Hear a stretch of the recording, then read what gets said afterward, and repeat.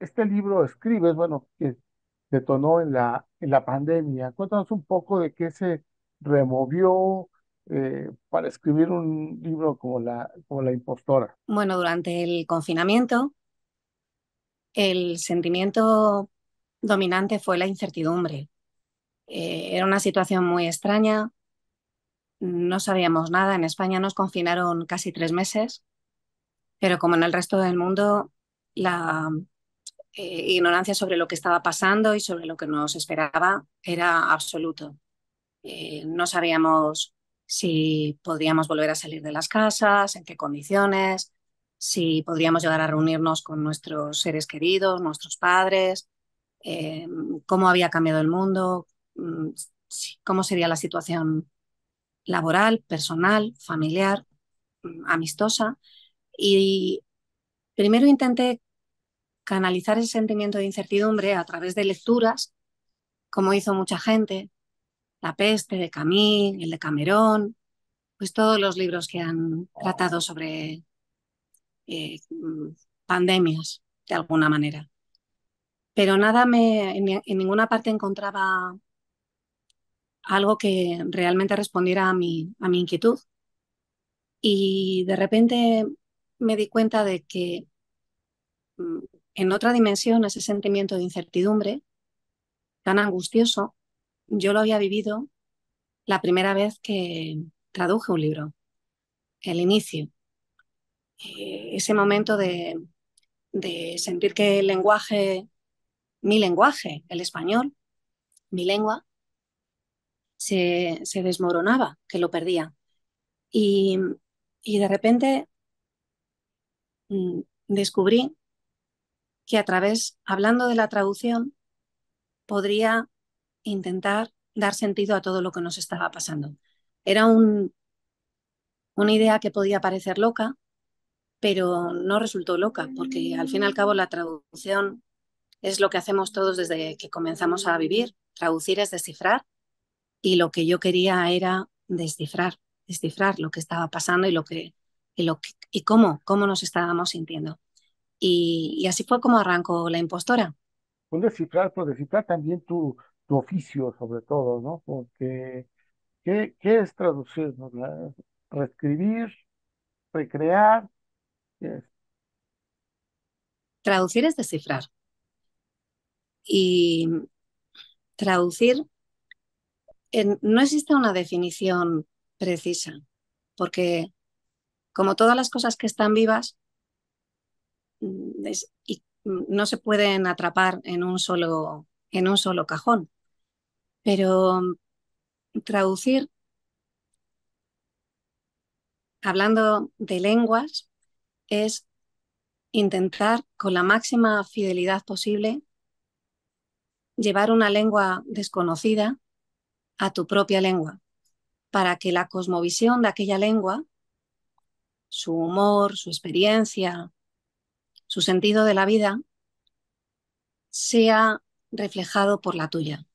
Y es un ejercicio muy difícil porque no hay dos lenguas iguales, no hay dos cosmovisiones iguales, pero ese ejercicio difícil es al mismo tiempo muy hermoso porque nos da una visión del mundo y de nosotros mucho más rica. Tu experiencia como traductora empezó con Benjamin Black, bueno, con John Bandy, ¿no? O sea, nada más ni Sí, nada menos. sí. eh, Siempre hay que empezar con alguien y tuve la suerte, efectivamente, de que mi primer autor fuera el heterónimo negro de John Banville, Benjamin Black. Ujú.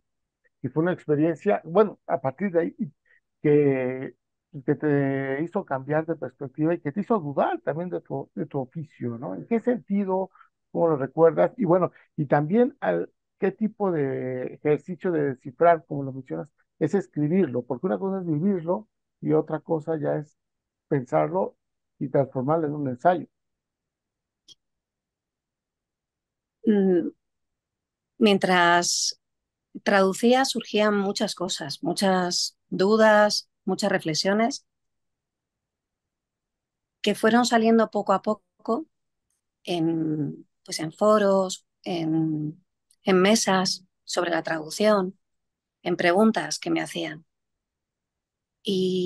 Pero solo cuando paré a escribir el ensayo, cuando paré a escribir La impostora, todo cogió forma y me permitió el tiempo, me dio el tiempo para que realmente eh, pudiera reflexionar con calma sobre, sobre el fascinante mundo que es la traducción, que es simplemente una forma muy interesante de hablar de la vida.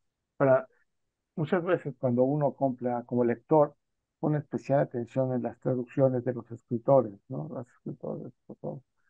Eh, pero para un escritor, ya luego uno no se sabe y se dice, ¿no? Que para los escritores, que las traducciones de los escritores luego son más complicadas que las de los otros porque no puede evitar el escritor meter su estilo, o tú cómo lo vives.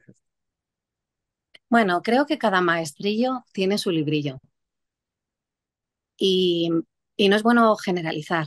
Eh, mm, Hay muchos escritores que traducen y la actitud, no hay una actitud unívoca a la hora de traducir por parte de los escritores. Eh, en mi caso, yo siempre intento ser muy respetuosa con el texto original. Sé que cada traductora, cada traductor acude al texto con su experiencia vital, con su dominio de la herramienta, que es la lengua, pero también estoy firmemente convencida de que una cosa es la visión, que es lo que aporta la traducción para leerla mejor y por tanto transcribirla mejor, y otra cosa es la voz. Y la voz del escritor, que es de lo que tú me estabas hablando ahora, creo que la voz del escritor debe ponerse a un lado cuando se trata de traducir, porque no se trata de que la voz del escritor sofoque la voz del autor original. También hablas de la visibilidad. Y también hay una brecha de género en este sentido. Habla para la gente que nos escucha de cómo lo has vivido, esta, la inequidad también en términos de género, el tema de la reducción. Bueno, la inequidad es la moneda corriente en nuestro mundo. En el caso de la traducción es escandaloso, porque la mayoría de las personas que traducen son mujeres. Basta con ir a las escuelas de traducción, donde la mayoría de los estudiantes son mujeres. Y sin embargo, cuando hay premios a traducción, esos premios suelen recaer habitualmente sobre hombres, que son minoría en este oficio. Pero cuando los premios recaen sobre ellos, ellos se convierten en la cara, en el rostro y en la voz del oficio.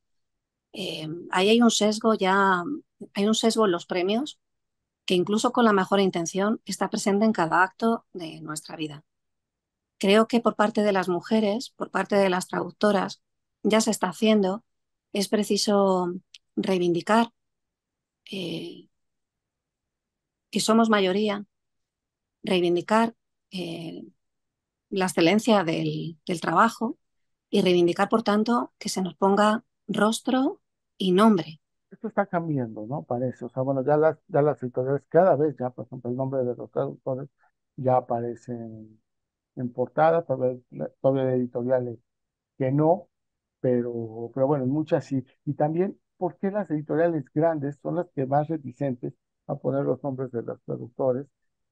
Porque quitando Alfaguara, se me ocurre, pero la mayoría, Lumen, los sellos de Penguin, Planeta, en fin, las editoriales macro no ponen el nombre del traductora o traductor. Es algo que tiene que cambiar, sin duda, y es una pelea que tenemos que llevar a cabo todas las personas que se dedican a la traducción, pero es además una reivindicación que debería ser eh, básica para las editoriales.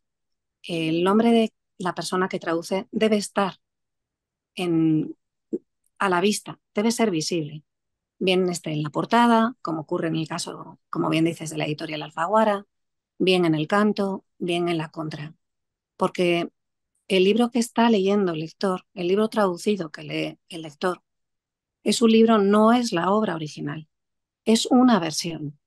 es la versión que ha dado una persona concreta que lo ha traducido.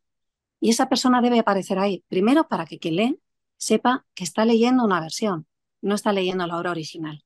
Porque existe luego entre quienes leen esta especie de ingenuidad de que creen que los autores extranjeros escriben en español.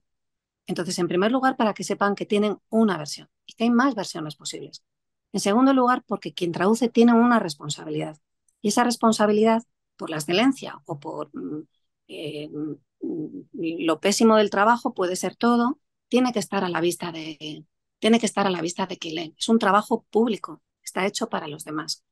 Y también el hecho de estar a la vista de que el nombre de quien traduce sea visible reivindica también el trabajo, un trabajo que está muy mal pagado y muy mal valorado, cuando es un trabajo fundamental. Y que, bueno, aquí ya nos podemos ir a otro tipo de traducciones, ¿no? Estamos hablando de la traducción literaria, por así decirlo, pero Sí, bueno, en traducción también hay técnicas y todo tipo de traducciones. Ahora, el libro, aparte de, bueno, de estas reivindicaciones, también tiene datos, pues tiene historias, ¿no? Y, por ejemplo, la de los traductores de Salman Rushdie son historias que casi de terror, ¿no? O sea, vamos, están para un libro por sí mismo, ¿no? ¿Quién quiere ser traductor de Salman Rushdie? ¿No? sí, sí, la historia de Salman Rushdie es, bueno, es la historia más llamativa hoy en día, pero historias como la de Rushdie, en este caso no traductor, autor, pero bueno, la condena, la fatua que le condenó, se extendió a todos sus traductores, a los traductores de los versos satánicos. Y es más, esa fatua le valió la vida al traductor japonés, que fue acuchillado y muerto. Supuso que su traductor italiano fuese acuchillado, supuso que su traductor turco fuese víctima de un incendio en el hotel donde se alojaba, aunque salió ileso, pero murieron muchas más personas, que su editor noruego, porque la fatua se extendía también a los editores, que su editor noruego fuera tiroteado por la espalda. Es decir, es un oficio de riesgo. Y como te comentaba, el caso de Salman Rushdie es el más llamativo hoy en día, pero casos de persecución y condena y muerte han sucedido a lo largo de la historia. Los traductores afganos o los traductores iraquíes para el ejército aliado, estadounidense, español. En el pasado, los traductores de la Biblia a las lenguas romances, que fueron condenados como herejes por la Iglesia, condenados a muerte. Tenemos el caso de Casiodoro de la Reina, que tradujo la Biblia al español y tuvo que huir de España. Su efigie se quemó en Sevilla como advertencia y su traducción salió en Basilea, en Suiza, sin nombre del traductor y se conoce como la Biblia del oso porque en la portada imprimió la figura de un oso. Es decir, que es un oficio eh, que lleva consigo siempre el riesgo y la amenaza. En México, Luis Malinzi, ¿no? Que fue la traductora Claro, de los conquistadores españoles, tan polémica la figura llegaron, de la Malinche. pues apenas ahora, 500 años después, todavía se busca reivindicar su figura cuando se le dio como una traidora, ¿no? Durante muchos años. Claro, este es, como todo en el arte, cabe siempre lo blanco y lo negro. Traducir una lengua es un acto de hospitalidad. Eh, que una lengua, cuando las lenguas son comprensibles, permiten que entre los que las hablan haya un reconocimiento como iguales. Son seres humanos, se comprenden, se entienden.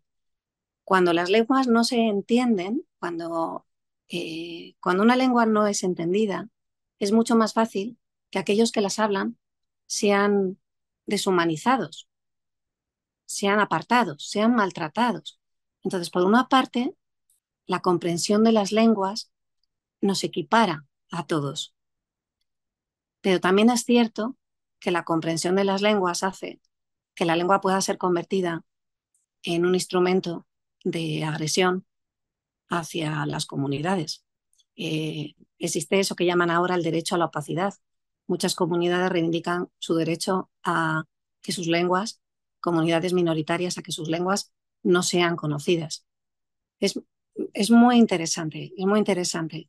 No has traducido poesía. Se puede traducir poesía. ¿Crees en las traducciones de poesía? Que quizás es el género más difícil, ¿no? No sé, hablo desde afuera. Sin duda. Es un género, el género. Bueno, yo creo que la poesía es el género literario más difícil. eh, También el género reina o el género rey. Y a la hora de traducir es extremadamente complicado. Yo solamente he traducido la poesía de Amanda Gorman. He traducido su poesía completa.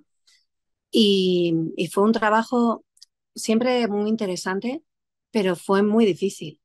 Yo traduje el último libro que publicó ella, que se llama Mi nombre es Nosotros, que salió publicado en Lumen, y lo traduje con la asesoría de una poeta. Trabajamos a la par, porque la poesía se te deshace entre las manos y ahí sí que hay un elemento de creatividad alto, pero al mismo tiempo no puedes dejar perder de vista la fidelidad y es algo extremadamente complejo. ¿Hay el caso de autores que mejoran con la traducción? ¿Será? ¿Se podrá? ¿Y quiénes en dado caso de eso? Sí, hay autores que mejoran con la traducción. Hay autores que empeoran con la traducción. Por ejemplo. No, sin ejemplos. ¿Qué relación tienes ahora con la impostora? Con tu Muy esposo. buena, muy buena. Es un libro que disfruté mucho escribiéndolo y me ha abierto un camino eh, muy rico. Para empezar, yo, bueno, yo soy doctora en filosofía, pero no había escrito de esta manera ensayo literario hasta La impostora. Y me resultó muy fácil encontrar la voz. Me resultó muy fácil encontrar ese modo de unir la literatura con la reflexión.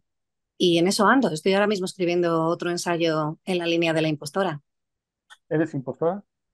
por supuesto. ¿Y tú? No, también. Sí.